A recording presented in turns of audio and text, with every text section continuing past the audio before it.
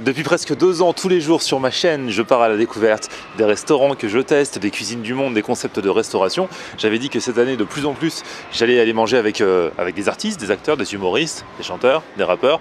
Ça va être le cas aujourd'hui encore.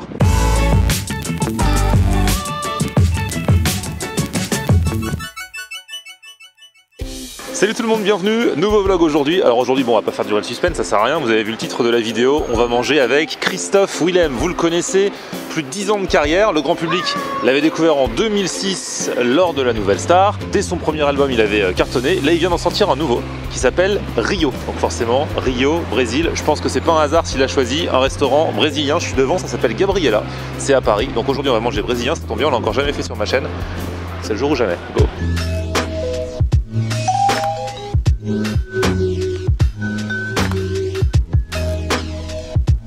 Bon, on va vite rentrer parce que c'est juste là, il pleut. On est gelé. Tu reviens de Marseille, c'est ça? Je viens de Marseille, mais on a envie de rentrer dans la chaleur de Rio de Janeiro. Allez, là, j'ai regardé la météo en plus, 32 degrés aujourd'hui à Rio. Je te le dis. Donc là, ah bah on y va, c'est parti. Bah, on va pousser la porte déjà.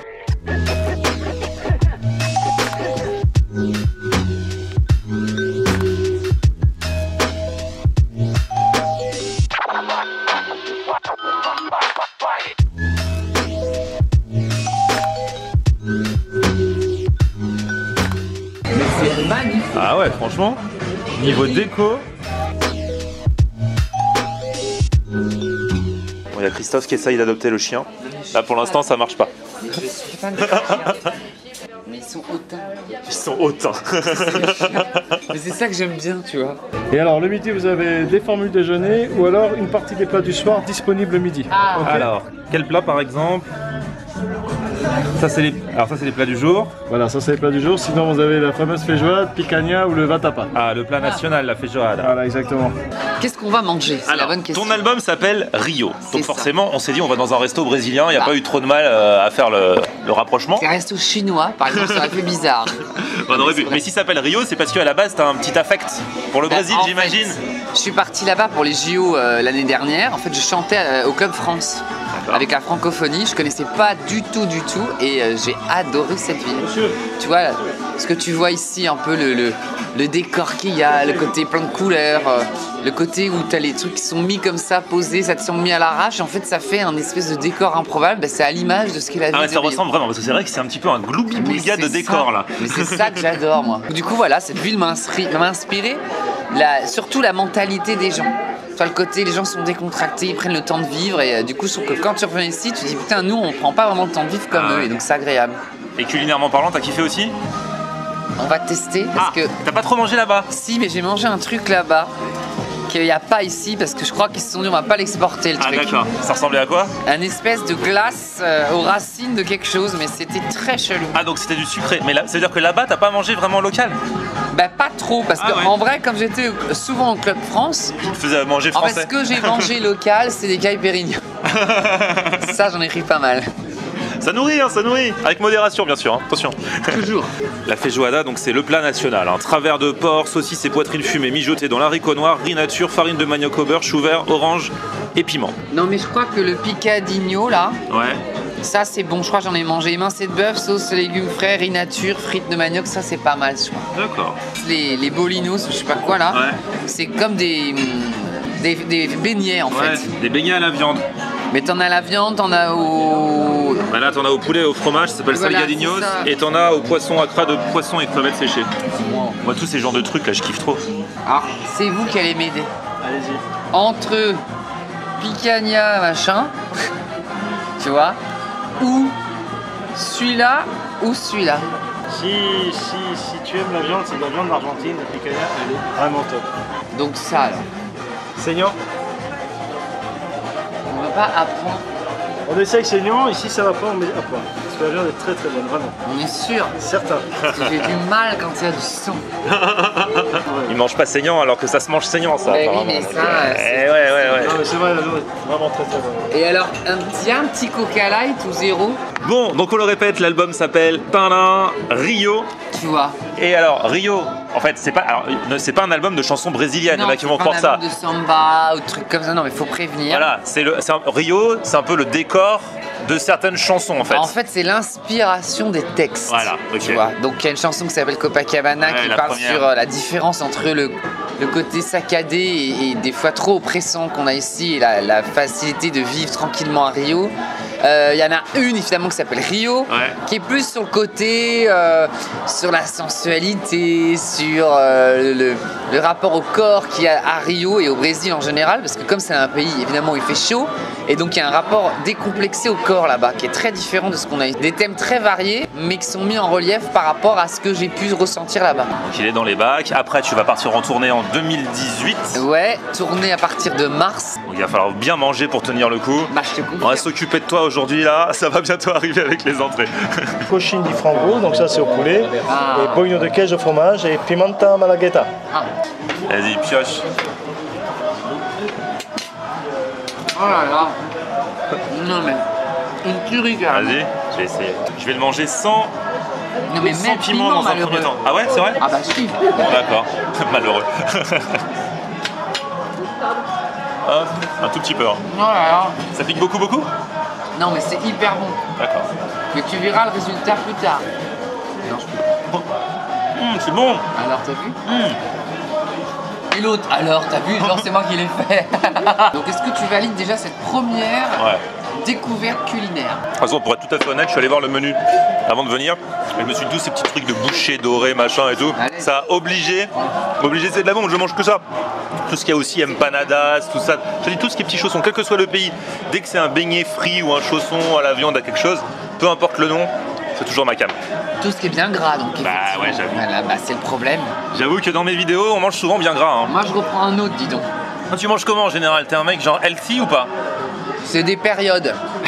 Non, en vrai, j'ai des périodes hystérie de tout en bio. Donc, ce qui veut dire bio veut dire cher, donc tu manges peu, hein, ça va avec. Donc, effectivement, tu fais un régime. Sinon, j'ai des périodes. Non, en vrai, j'aime bien manger. D'accord. Mais genre, tu manges des trucs bien gras? Ouais. Bien gras, genre quoi? Plus des burgers, des snacks ou alors plus du gras de terroir ou de cuisine du monde ou... Franchement, c'est varié. Ça peut être une choucroute, une raclette, ça peut être un bon burger. C'est très varié. En vrai, le seul truc que j'essaie de faire, non mais c'est vrai, c'est plus la journée avance, moins je mange. D'accord, mais en même temps, c'est ça qu'il faut faire. Ben, je te le dis. Ouais, oui. Donc je me dis là, Manger tu vois, léger le soir. là on peut manger assez fat, Ouais. là. Et plus on va avancer, plus on va s'alléger, tu vois. Exactement. En même temps, là, moi, j'ai commandé une feijoada à midi, donc je pense que je peux tenir au moins jusqu'à ce soir. Je pense que je peux zapper le goûter. Hein. En plus, là, il est un petit peu tard, comme t'as les enfants Mais qui arrivaient tard. le petit goûter, c'est bien un petit truc sucré, tu vois. Ouais, mais là, après la feijoada, c'est mort. Non mais ce midi non. Ouais. Mais tu peux vers 17h, je t'accorde une petite pause sucrée. Et après, le soir, du coup, rien ou juste une soupe? Non mais le soir non, et protéines et légumes. D'accord. Mais pas de féculents le soir. Ah, là, c'est le nutritionniste, quoi. Christophe Ah bah. Willem, nutritionniste, coach. Je te le dis. Regarde, t'as vu mon corps? Et Coca zéro, bien sûr. Hein. Pour ceux qui veulent critiquer, Coca zéro. Oui non mais Coca zéro ou Coca, Coca aspartame, c'est tout le choix. Ça Ouais, dépend voilà, c'est de ça. ce qu'on aime en goût. Hein. Tu apprends lequel t'as pas pris? Bah, je sais plus lequel j'ai pris, donc vas-y, fais comme chez toi. Bah non mais ça c'est viande, ça c'est... Non mais c'est Picato hein. Ouais, j'ai pas pris viande. T'as pris viande, toi? Oui, c'est Bah. celui-là viande. Ah bah, je prends celui-là, alors.